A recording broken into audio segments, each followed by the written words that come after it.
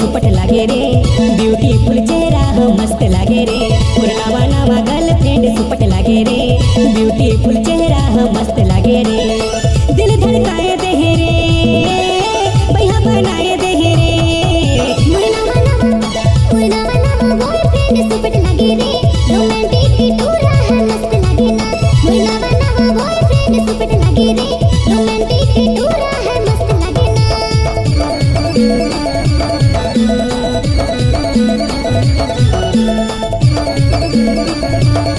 DJ Sohan Kumar Dhurve साजा टोला बाड़ी।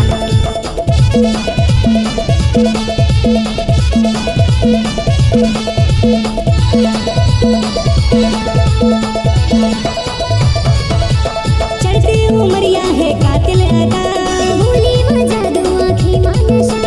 सबले अलग है सबले जुदा, मुस्का के देखे आ जाते मजा।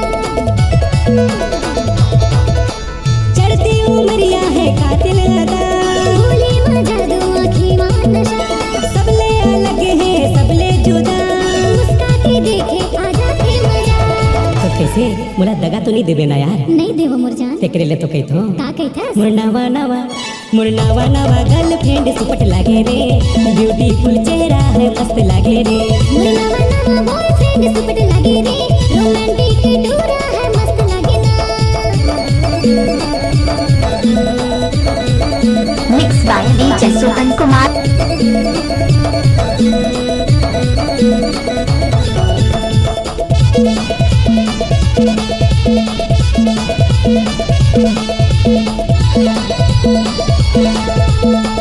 सोहन कुमार साजा टोला वाली। पहली मिलन में नजर लड़ी गे, जाने खातिर हिया में गड़ी गे। लागत ऐसे कि माया जुड़ी गे। मन के परवना है कहाँ उड़ी गे।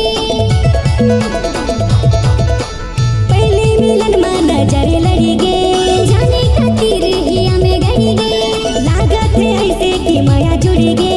मन के परवना है कहाँ उड़ी गे।